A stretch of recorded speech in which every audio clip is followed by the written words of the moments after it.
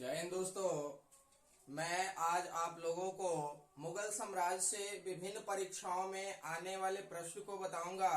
मैं मुगल साम्राज्य को लगातार पढ़ा रहा हूं। मुगल साम्राज्य में मैंने बताया था कि भारत में मुगल वंश की स्थापना बाबर के द्वारा की जाती है। बाबर जो कि खैबर दर्रे से भारत में प्रवेश करता है, इस प्रश्न के साथ मैंने बताया भी था पिछले क्लास में। मुगल वंश का आज ये दूसरा है क्लास। मुगल वंश में अकबर जो कि एक अहम रोल रखता है विभिन्न परीक्षाओं के एग्जाम में, यानी परीक्षाओं में आने वाले प्रश्न से अकबर का जो शासन व्यवस्था है, यहाँ से विभिन्न परीक्षाओं में प्रश्न निश्चित रूप से ही बनते हैं और बनते ही नहीं है, फाइनली आपके एग्जाम में आते भी हैं। तो सो फ्रेंड, अगर आप मेरे चैनल पे नए हैं तो कॉम्पिटिटिव क्लास को लाइक करें, सब्सक्राइब करें, शेयर करें और ज्यादा से ज्यादा अपने मित्रों के बीच शेयर करें, ताकि टू द पॉइंट और चैप्टर वाइज आपकी तैयारी कराई जाएगी। अगर किसी भी एग्जाम को पास करना है तो लगातार मेहनत करनी पड़ती है, ना कि एक दिन आप 10 घंटे पढ़ लें और 2-4 दिन तक फिर आराम करें। ऐसे आप पढ़ते रह जाएंगे, 2-4 साल लग जाएंगे, फिर भी रिजल्ट आपको नहीं मिलेगी। इसलिए लगातार पढ़ते रहें और चैप्टर वाइज क्लियर करें। चैप्टर वाइज अगर आपके पास 2-3 किताब है जीके की, तो आप 2-3 किताब से एक ही टॉपिक को पढ़े तो आपकी नॉलेज कई गुना एक्स्ट्रा हो जाएगी, ठीक है। क्योंकि एक बुक में सीमित नॉलेज दी हुई रहती है, इसलिए एक बुक के माध्यम से कभी भी खास करके जीके और जीएस की तैयारी ना करें। 2-3 बुक के माध्यम से ही जीके और जीएस की तैयारी करें, ताकि आप विभिन्न परीक्षाओं में आने वाले प्रश्नों को पूर्ण रूप से क्लियर कर पाएंगे। चलिए देखते हैं। मुगल साम्राज्य का पार्ट दूसरा है। मैंने पहले पार्ट में बाबर और हुमायूं के बारे में बताया था। हुमायूं के बाद मुगल साम्राज्य का सत्ता किसके हाथों में चला जाता है? अकबर के हाथों में जाता है। बीच में इतिहासकार आपको हुमायूं से लड़े गए, जैसे शेर शाह सूरी के बारे में बताई गई है। तो मैंने सोचा कि मुगल साम्राज्य में जितने भी शासक हुए उसे क्लियर कर दे, फिर उसके बाद एक दिन शेर शाह सूरी के ऊपर वीडियो लेके आ जाऊंगा। तो सो गाइस देखते हैं मुगल साम्राज्य। मुगल साम्राज्य में अकबर को देखते हैं। अकबर का जो शासनकाल व्यवस्था था वो 1556 से 1605 ईस्वी तक था। अकबर का जन्म कहाँ हुआ था? तो अकबर का जन्म 15 अक्टूबर 1542 को राणा वीर साल के महल में हुआ था। क्वेश्चन आता है कि अकबर का जन्म कब हुआ था और कहाँ हुआ था? तो अकबर का जन्म 15 अक्टूबर 1542 को राणा वीर साल के महल में हुआ था। आगे देखते हैं, जगत गोसाई से अकबर का जन्म हुआ था। अकबर के बचपन का नाम क्या था? तो जलाल था। अकबर के बचपन का नाम जलाल था। अकबर का राज्य अभिषेक कब हुआ? तो 14 फरवरी 1556 को अकबर का राज्य अभिषेक 13 वर्ष कुछ महीने, यानी कहीं कहीं बुक में 13 वर्ष ही देता है। अकबर का जो राज्य अभिषेक है 14 फरवरी 1556 को कलानौर में हुआ था। इस समय इनके संरक्षक में बैरम खां थे। कौन थे? बैरम खां। क्वेश्चन आता है आपके विभिन्न परीक्षाओं में कि अकबर के संरक्षक कौन थे? तो बैरम खां थे। आगे देखते हैं, अकबर के गुरु या शिक्षक कौन थे? तो अब्दुल लतीफ ईरानी थे। अकबर के गुरु या शिक्षक कौन थे? अब्दुल लतीफ ईरानी थे। अगला प्रश्न, अकबर के संरक्षक कौन थे? तो बैरम खां थे। यह भी प्रश्न आता है आपके एग्जाम में। पानीपत की दूसरी लड़ाई कब लड़ी गई? तो 5 नवंबर 1556 को लड़ा गया था। पानीपत की दूसरी लड़ाई कब लड़ी गई? 5 नवंबर 1556 को लड़ा गया था। क्वेश्चन आएगा कि पानीपत की दूसरी लड़ाई किसके किसके बीच में लड़ा गया? तो अकबर और हेमू के बीच में लड़ा गया था। पानीपत के कितने युद्ध हुए? तो पानीपत के 3 युद्ध हुए थे, जिसमें आपने पहला पानीपत का युद्ध देखा था बाबर एवं इब्राहिम लोदी के बीच 1526 को, और दूसरा पानीपत का युद्ध है अकबर एवं हेमू के बीच 5 नवंबर 1556 को। हल्दी घाटी का युद्ध कब हुआ? हमेशा प्रश्न रहता है परीक्षाओं में। तो 18 जून 1576 को हल्दी घाटी का युद्ध हुआ था। हल्दी घाटी का युद्ध अकबर एवं राणा सांगा के बीच हुआ था। किसके बीच हुआ था? अकबर एवं राणा सांगा के बीच। पानीपत की द्वितीय लड़ाई किसके बीच हुई थी? तो अकबर एवं हेमू के बीच 1556 में। और हल्दी घाटी के युद्ध 18 जून 1576 को अकबर एवं राणा सांगा के बीच हुआ था। तो ये जो दोनों प्रश्न हैं हमेशा विभिन्न परीक्षाओं में आते रहते हैं, इसे याद रखेंगे। आगे देखते हैं, बिहार से दाऊद खां को किसने भगाया? बहुत इंपॉर्टेंट क्वेश्चन है। वर्ष 2014 में बिहार ग्रेजुएशन के लिए बीएसएससी परीक्षा में यह प्रश्न आया हुआ था कि दाऊद को बिहार से किसने भगाया, और इसका कुछ ऑप्शन भी इसी तरीके था। तो बिहार से दाऊद को यानी दाऊद खां को अकबर ने भगाया था। यह प्रश्न इंपॉर्टेंट प्रश्न है खास करके बीपीएससी के लिए कि बिहार से दाऊद खां को किसने भगाया, तो अकबर ने भगाया था। दीन ए इलाही धर्म का प्रधान पुरोहित कौन था, तो दीन ए इलाही धर्म का प्रधान पुरोहित अकबर स्वयं था। दीन ए इलाही धर्म स्वीकार करने वाला प्रथम एवं अंतिम हिंदू कौन था, तो बीरबल था। कौन था, बीरबल था। दीन ए इलाही धर्म स्वीकार करने वाला प्रथम या अंतिम हिंदू कौन था, बीरबल था। एक और क्वेश्चन आता है कि बीरबल के बचपन का नाम क्या था, तो महेश दास था। बीरबल के बचपन का नाम महेश दास था। जब्ती प्रणाली किसके शासनकाल में शुरू हुई, तो अकबर के शासनकाल में शुरू हुई। जब्ती प्रणाली किसके शासनकाल में शुरू हुई, अकबर के शासनकाल में शुरू हुई। दहसाल बंदोबस्त की स्थापना किसने की, तो टोडरमल ने किया था। दहसाल बंदोबस्त की स्थापना किसने की, टोडरमल ने किया था। यह भी पूछा जाता है कि दहसाल बंदोबस्त की स्थापना कब की गई, 1580 ईस्वी में की गई थी। आगे देखते हैं। शेख सलीम चिश्ती किसके समकालीन थे, तो शेख सलीम जो चिश्ती हैं वो अकबर के समकालीन थे। किसके समकालीन, अकबर के समकालीन थे। अकबर जो है इंग्लैंड की महारानी एलिजाबेथ प्रथम के समकालीन था। अकबर किसके समकालीन थे, तो इंग्लैंड की जो महारानी है एलिजाबेथ प्रथम, उसी के समकालीन थे। आगे देखते हैं। अनुवाद विभाग की स्थापना किसने की, तो अनुवाद विभाग की स्थापना अकबर ने की थी। हमेशा प्रश्न बनते हैं कि अनुवाद विभाग की स्थापना किसने की, तो अकबर ने की थी। आगे देखते हैं। हिंदी साहित्य का स्वर्ण काल किस शासक के समय को कहा जाता है। बहुत इंपॉर्टेंट प्रश्न है कि हिंदी साहित्य का स्वर्ण काल या स्वर्ण युग किस शासक के समय कहा गया, तो अकबर के समय में कहा गया। यह प्रश्न आता है।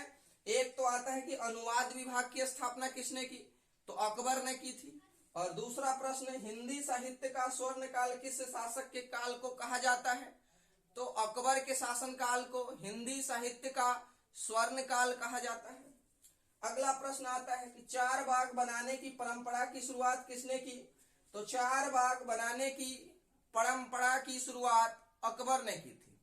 तो इस तरह से इंपॉर्टेंट प्रश्न है जो कि आपके विभिन्न परीक्षाओं में पूछे जाते हैं।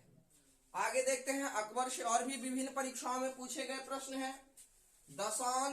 दसवंत एवं बसावन ये किसके दरबार में रहते थे, तो अकबर के दरबार में रहते थे। ये प्रश्न आ चुका है आपके परीक्षाओं में कि दसवंत एवं बसावन किसके दरबार में रहते थे, तो अकबर के दरबार में रहते थे। अकबर कौन सा वाद्य यंत्र बजाता था, बहुत इंपॉर्टेंट प्रश्न है कि अकबर जो है कौन से वाद्य यंत्र बजाते थे, तो अकबर जो है नगारा बजाते थे। क्या बजाते थे, नगारा बजाते थे। बुलंद दरवाजा का निर्माण किसने किया, तो अकबर ने किया था। बुलंद दरवाजा एवं फतेहपुर सिकरी का निर्माण अकबर ने गुजरात विजय के उपलक्ष्य में किया था। यानी कि गुजरात विजय के साथ ही अकबर ने बुलंद दरवाजा का निर्माण किया था। पंचतंत्र का फारसी में अनुवाद किसने किया था, तो अबुल फजल ने किया था। उस पुस्तक का नाम क्या रखा गया, अनवर ए सदात। पंचतंत्र ये है क्या, तो पंचतंत्र एक पुस्तक है जिसके लेखक कौन है, विष्णु शर्मा है। पंचतंत्र के लेखक कौन है, विष्णु शर्मा है। और मुगल काल में पंचतंत्र का फारसी में अनुवाद किसने किया, तो अबुल फजल ने किया था। उस पुस्तक का नाम क्या रखा गया फारसी के बाद, अनवर ए सदात। अकबर ने सीरी कलम की उपाधि किसे दी, बहुत बार परीक्षाओं में देखा गया है। अकबर ने सीरी कलम की उपाधि किसे दी, तो अब्दुल समद को दिया था। अकबर ने सीरी कलम की उपाधि किसे दी, अब्दुल समद को दिया था। अगला प्रश्न, अकबर ने जरी कलम की उपाधि किसे दी, तो मोहम्मद हुसैन कश्मीरी को दिया था। अकबर ने जरी कलम की उपाधि किसे दी, तो मोहम्मद हुसैन काश्मीरी को दिया था। मुगलों की राजकीय भाषा क्या थी? तो फारसी था। मुगलों का राजकीय भाषा क्या था? फारसी था। ये विभिन्न परीक्षाओं में आता है। बीरबल की हत्या कैसे हो गई थी? यानी बीरबल की हत्या कैसे हुई? तो बीरबल की हत्या यूसुफजाइयों के विद्रोह को दबाने के क्रम में हो गया। यूसुफजाई जब विद्रोह कर रहे थे उस समय बीरबल को भेजा गया था उस युद्ध को दबाने के लिए, और इसी युद्ध में बीरबल की मृत्यु हो जाती है। मैंने पहले भी बताया था कि बीरबल का बचपन का नाम क्या था? तो महेश दास। ये विभिन्न परीक्षाओं में आते रहता है। आगे देखते हैं। अकबर ने कंठाभरण वाणी विलास की उपाधि किसे दी? तो तानसेन को दिया था। अकबर ने कंठाभरण वाणी विलास की उपाधि किसे दिया था? तानसेन को दिया था। एक और प्रश्न बनते हैं। तानसेन के बचपन का नाम क्या था? रामतनु पांडे। तानसेन के बचपन का नाम क्या था?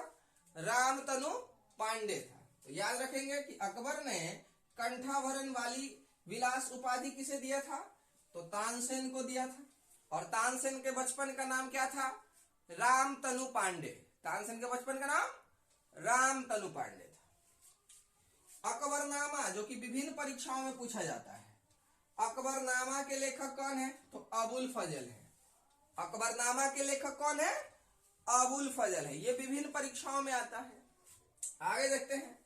मियाँ की टोरी मियाँ का मल्हार, ये एक इंपॉर्टेंट पुस्तक है और जिसके लेखक कौन है? तानसेन है। ये भी विभिन्न परीक्षाओं में देखा गया प्रश्न है कि मियाँ की टोरी और मियाँ का मल्हार किसने लिखा था? तो तानसेन ने लिखा था। नौरत्न किसके दरबार में रहते थे? तो अकबर के दरबार में रहते थे। नौरत्न किसके दरबार में रहते थे? अकबर के दरबार में रहते थे। नौरत्न दो लोग के पास था। जब मैं गुप्त पढ़ाया था उस समय भी एक नौरत्न था चंद्रगुप्त द्वितीय के दरबार में। नौरत्न दो लोगों के दरबार में, एक चंद्रगुप्त द्वितीय जिसे चंद्रगुप्त विक्रमादित्य कहते हैं, उनके भी दरबार में नौरत्न रहते थे जिसमें कालिदास थे। और अकबर के भी दरबार में नौरत्न रहते थे जिसमें अब्दुल रहीम खानखाना, मुल्ला दो प्याजा, बैजू बाबरा इत्यादि रहते थे। आगे देखते हैं। हुमायूं का मकबरा, आगरा का किला, फतेहपुर सिकरी, दीवाने खास, जोधाबाई महल, लाहौर का किला, ये किसने बनवाया था? अकबर ने बनवाया था। आगे देखते हैं। अकबर ने जगत गुरु की उपाधि किसे दी थी? तो अकबर ने जगत गुरु की उपाधि हरि विजय सूरी को दिया था। अकबर ने जगत गुरु की उपाधि किसे दिया था? हरि विजय सूरी को दिया था। याद रखेंगे। अगला प्रश्न देखते हैं। अकबर को कहां दफनाया गया? यानी अकबर की मकबरा कहां है? तो सिकंदरा में है। अकबर की मकबरा कहां है? सिकंदरा में है, जो आगरा के निकट है। याद रहेगा। अगला देखते हैं। अकबर के दरबार में आने वाला प्रथम अंग्रेज कौन था? तो अकबर के दरबार में आने वाला प्रथम अंग्रेज रॉल्फ फिंच थे। कौन थे? Rolf Finch. रॉल्फ फिंच थे जो कि अकबर के दरबार में आए थे। अगला प्रश्न। ईस्ट इंडिया कंपनी के स्थापना के समय भारत के शासक कौन थे? बहुत बार परीक्षाओं में यह प्रश्न छप चुका है कि ईस्ट इंडिया कंपनी के स्थापना के समय भारत के शासक कौन थे? तो वो अकबर थे। जैसा कि आपको पता है कि ईस्ट इंडिया कंपनी की स्थापना 1600 ईस्वी में हुई थी। ईस्ट इंडिया कंपनी की स्थापना कब हुई थी? 1600 में। यानी ब्रिटिश ईस्ट इंडिया कंपनी की स्थापना 1600 ईस्वी में हुई थी। और उस समय हमारे पास भारत के शासक कौन थे? तो मुगल वंशीय शासक अकबर थे। तो याद रखेंगे। अगला क्वेश्चन आता है कि हरम दल से अकबर ने पूर्णतः मुक्त कर लिया अपने आप को। तो हरम दल से अकबर ने पूर्णतः मुक्त कर लिया कब? 1562 ईस्वी में। तो याद रखेंगे। इस तरह से मुगल वंश से विभिन्न परीक्षाओं में आने वाले प्रश्न हैं। और भी कुछ प्रश्न हैं, उसको देखते हैं। जैसे तीर्थ यात्रा कर को अकबर ने कब समाप्त कर दिया? तो 1563 ईस्वी में। तीर्थ यात्रा कर को अकबर ने कब समाप्त कर दिया? 1563 ईस्वी में। में। अगला क्वेश्चन आता है कि जजिया कर को अकबर ने कब समाप्त किया? तो 1564 ईस्वी में। जजिया कर को अकबर ने कब समाप्त किया? 1564 ईस्वी में। अगला क्वेश्चन, इबादत खाने की स्थापना अकबर ने कब की? तो 1575 ईस्वी में। इबादत खाने की स्थापना अकबर ने कब की? 1575 ईस्वी में। अगला क्वेश्चन, मजहर की घोषणा अकबर ने कब की? तो 1579 ईस्वी में। मजहर की घोषणा अकबर ने कब की? 1579 ईस्वी में। अगला क्वेश्चन, दीन ए इलाही की स्थापना कब की गई? तो दीन ए इलाही की स्थापना 1582 ईस्वी में की गई। दीन ए इलाही की स्थापना कब की गई? 1582 ईस्वी में की गई थी। लेकिन इलाही संवत की शुरुआत कब हुई? तो 1583 ईस्वी में हुई थी। दीन ए इलाही संवत की स्थापना 1582 में हुई थी, लेकिन इलाही संवत की शुरुआत जो थी वो 1583 ईस्वी में हुई थी। अगला प्रश्न है आपका कि बैरम खां जो कि अकबर के संरक्षक थे, बैरम खां की हत्या किसने की? तो बैरम खां की हत्या मुबारक खान नामक एक युवक ने किया था। प्रश्न आते हैं आपके एग्जाम में कि बैरम खां कौन थे? तो प्रारंभ में अकबर के संरक्षक थे और उनकी हत्या मुबारक खान नामक युवक ने पाटन में कर दी, यानी पाटन गुजरात में पड़ता है और वहीं पे बैरम खां की हत्या कर दी गई। किसके द्वारा? तो मुबारक खां एक युवक के द्वारा। अकबर के दरबार में प्रसिद्ध चित्रकार कौन थे? तो अब्दुल समद थे। अकबर के दरबार में प्रसिद्ध चित्रकार कौन थे?